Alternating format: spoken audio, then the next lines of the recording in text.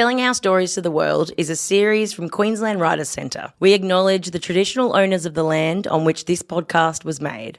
Heads up, there's a bit of language in this episode, so if you have little big ears listening in, pop on your headphones. Welcome to Queens of the Land, a series about women carving out their best lives on the land. Brought to you by Queensland Writers Centre. I'm Jane Holtgren. And I'm Helen Roche. Today we're meeting someone I've known for quite a while. She's a good mate, actually. She's the head of performing arts at Dalby State High School. A teacher who'd been there for years said to me, "Have you met Tara yet? You'll love her because everybody does." And it's just stayed with me, and it is so true. I like a little chat. And she's been through some tough stuff living on the land. Heads up, we are going to be talking about pregnancy loss. Tara's had 2 daughters and a son. Her son, Adam, is growing up fast. It just happened to be his birthday on the day I was there. Have some cake, though. Happy birthday. Oh, thank you. Jane, how did Tara end up on the land?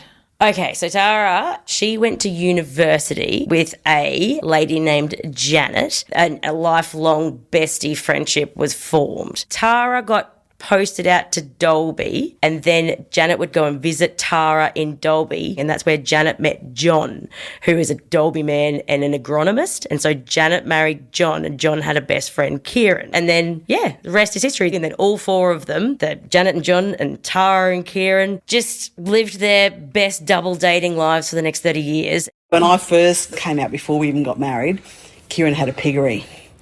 And I did actually used to help in the piggery. Did you? But this is when you're dating. I know, to be impressive. And then once we got married, those pigs stink. And the thing is, if you've ever been with someone who works in a piggery, you cannot get the smell out of their clothes, out of their skin.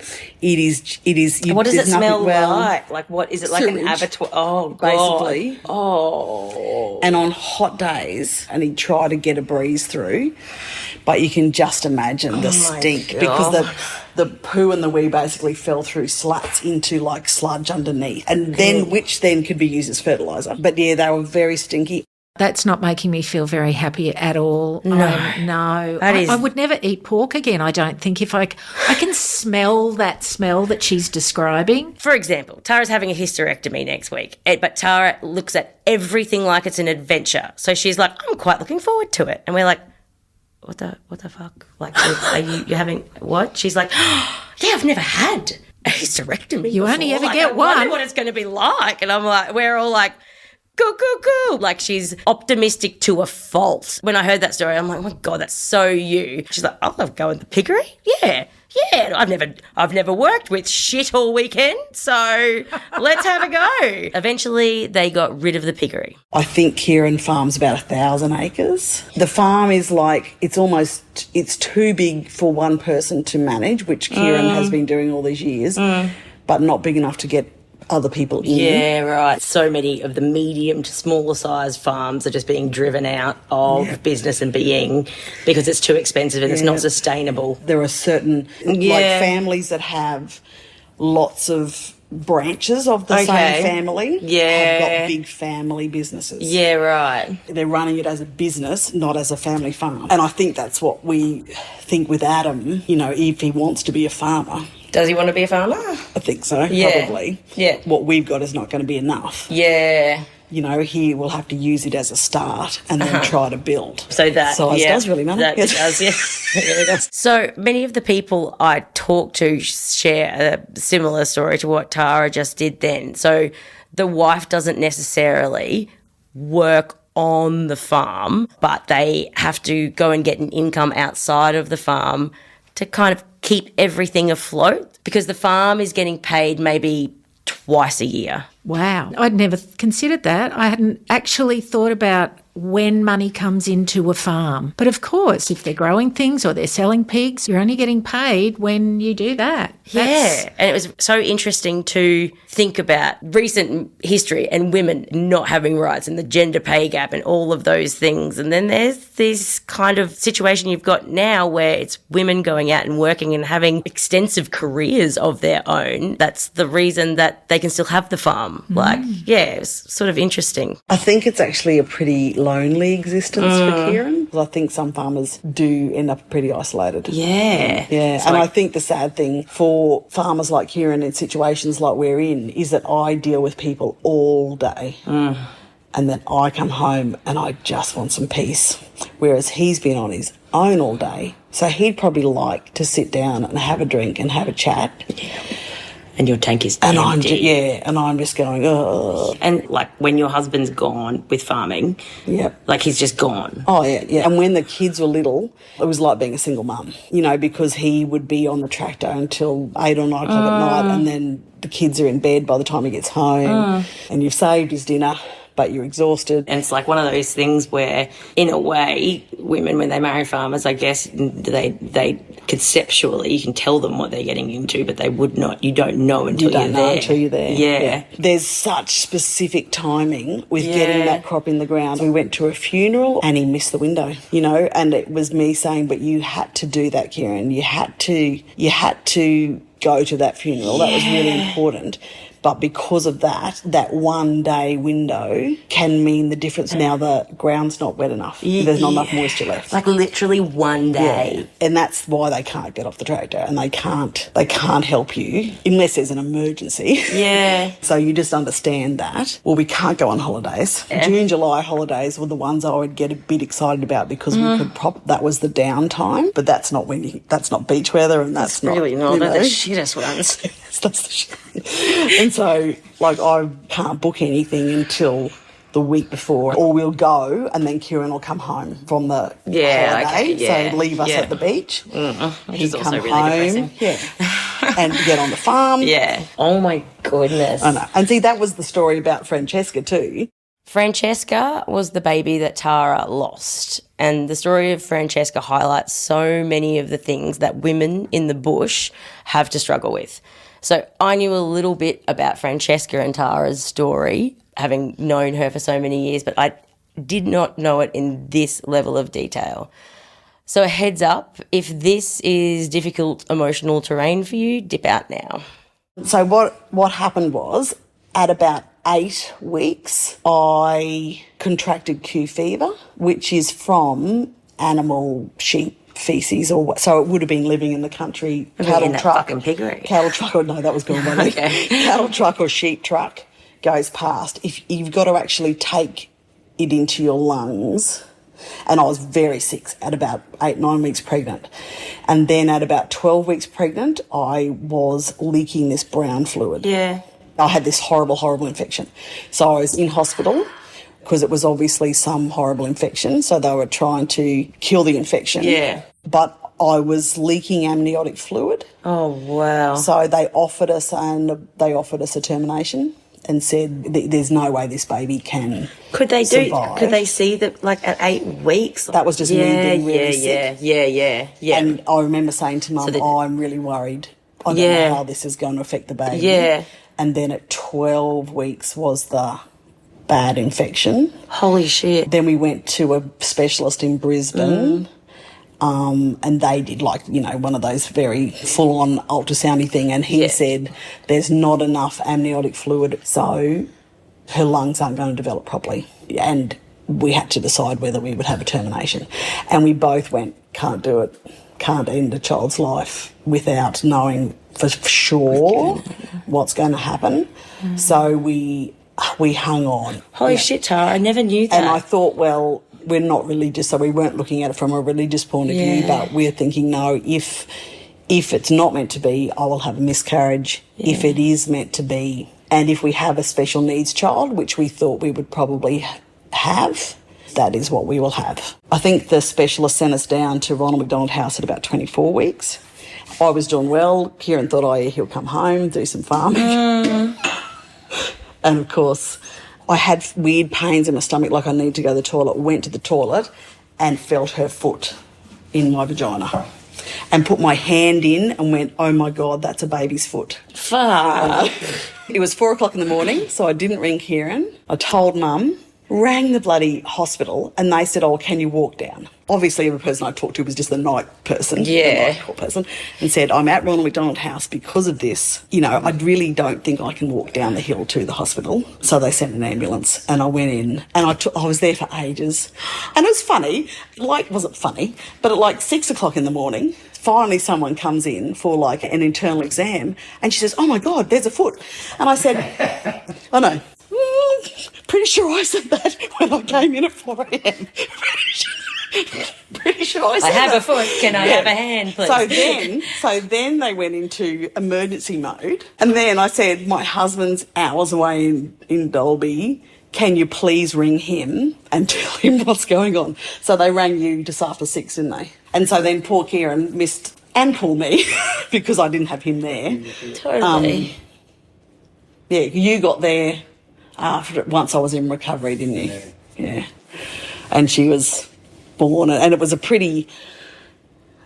they didn't give me enough in the epidural, and I could actually feel it too, was another thing that I didn't hurt, but I could feel what they were doing. And I think because it was an emergency Caesar, they had to cut down instead of across. I think her foot was stuck. And they had to be really careful, and I could feel them trying to get her out and pulling things. Anyway, it wasn't very nice. Anyway, and then, like, she was alive when Kieran got there, and we sort of went back into the special nursery, special baby, where very sick babies are. Yeah. Yeah. So, Kieran, you must have got there by 8:30ish or something, or I don't know. Wasn't too much after. Yeah. And that's because you live in the country and you're not, you know. Yeah. And he couldn't be, I imagine, for weeks on end at Ronald McDonald House just waiting. No, just waiting for something to happen. Yeah. And so he came home to do the farm stuff, as you do. Tara talked about how Francesca actually lived for 14 hours, and in that 14 hours they got to hold her and sing to her, and that's something that she treasures. Oh, that's heartbreaking. I've had 2 miscarriages at 10 weeks, both of them, one between each of my now live children, which was very traumatic at the time. But to have gone through what she's gone through, that takes it to that whole next level. Mm-hmm. It's extraordinarily sad. It's like courageous of them to have made the choice they made. For her to be away from her husband through that time, I just can't imagine how awful that would have been for her. Yeah, me neither. Yeah, I remember years ago her saying to me, because Francesca's birthday is always around musical time at school, and Dolby State High prides itself on doing an annual musical, most of them are Janet and Tara, and so Francesca's birthday is always in musical week, like when it's all happening. And every year they celebrate Francesca's birthday on their farm, and they get helium balloons and have a cake. And I remember one day Tara said, I give myself that day. Absolutely. Like I do the cake and the balloon with the kids, and then at night I take out her stuff and I let myself cry. I let myself fall apart. Every year I give myself that. And she does it on her own. And then she packs it back up. Till the next year. Yeah. And then the next morning goes and puts on a show for the thousands of, that's strength. But I think that thing about grief is it's got its own little room. It's a separate room, and you can have that with a door closed for a while, but occasionally you've got to open that door and let it out. Yeah. So, you've got your own little space. Yeah. So Francesca's got her own little space in Tara's heart. Yeah. Wow.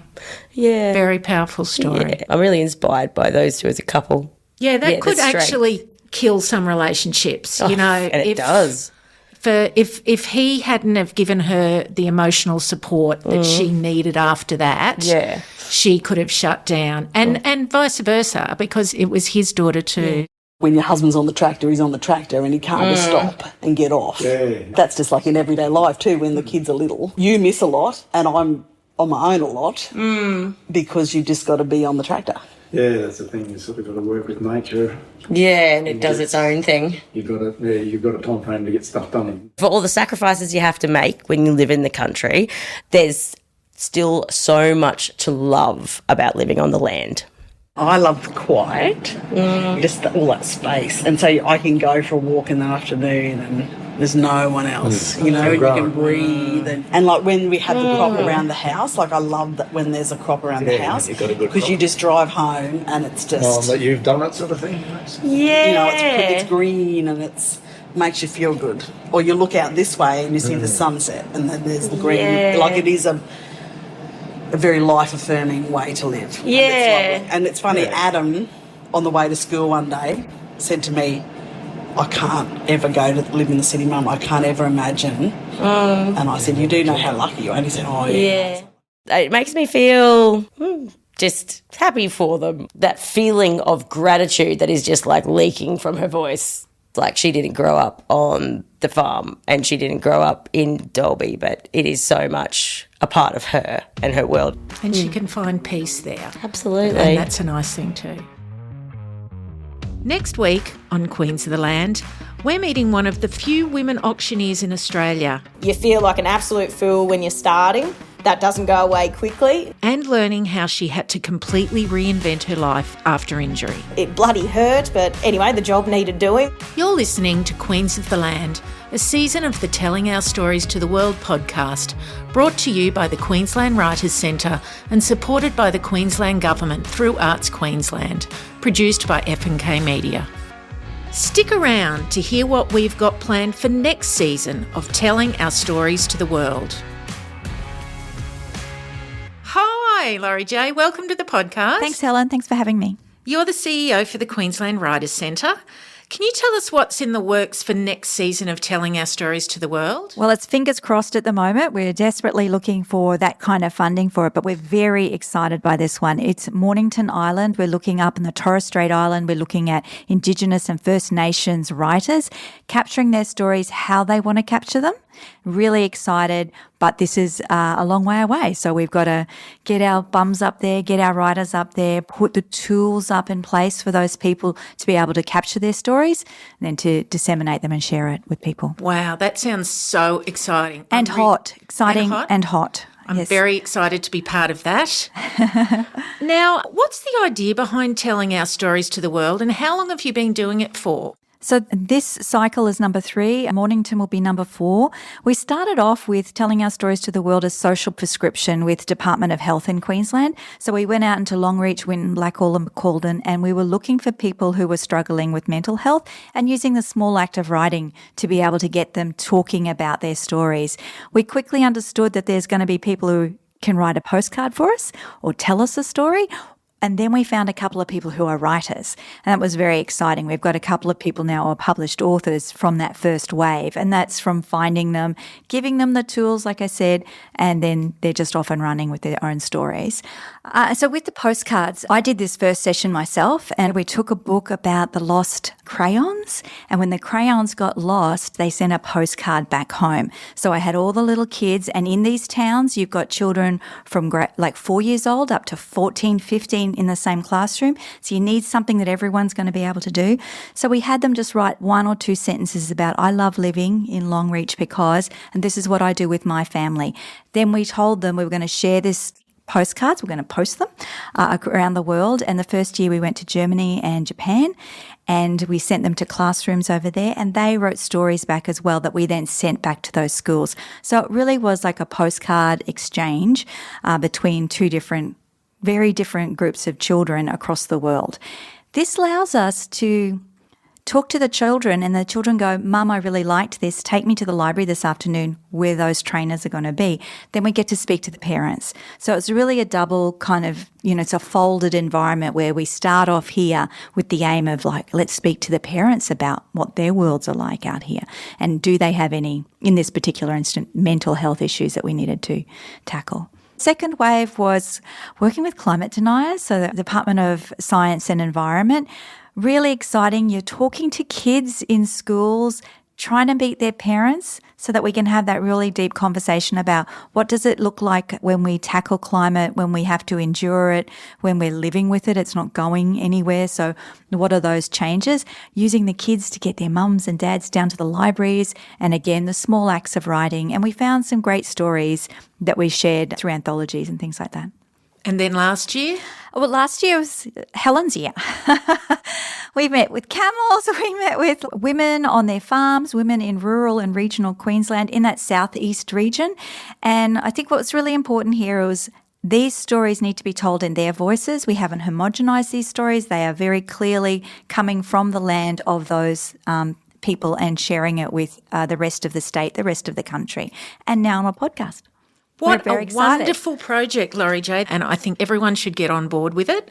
Now, if people do have an idea for any seasons, would you like to hear from them? We would love to. In particular, if you know something about your region that the rest of us think we know, but we probably have the wrong end of the stick because, we're from the city or we're from, the coast or something like that. We really want to find, did you know that this is what happens out here? One of the things that was very exciting with the first Telling Our Stories to the World was we asked kids, what's it like to live in Blackall? And they'd be like, I go pigging with Dad and we have meat and 3 veg. And we were like, from the city, we were like, oh, really? And is that the same when we send those postcards to the children in Japan? And the kids were like, yes. I'm like, do you think they've got guns? Oh, wouldn't they? Do you think they go pigging? Do you think? And it was very much this broadening of their world as well as they come in. And that's something we want to keep their stories, but share them with the rest of the world and then vice versa. So I think that's one of the most powerful things that this project does, is share those stories. Thanks so much for that, Laurie J. It's a really exciting project and I'm very interested in seeing where it goes to next. Or if anyone calls from Hamilton Island, we are free to also help with those stories. Definitely.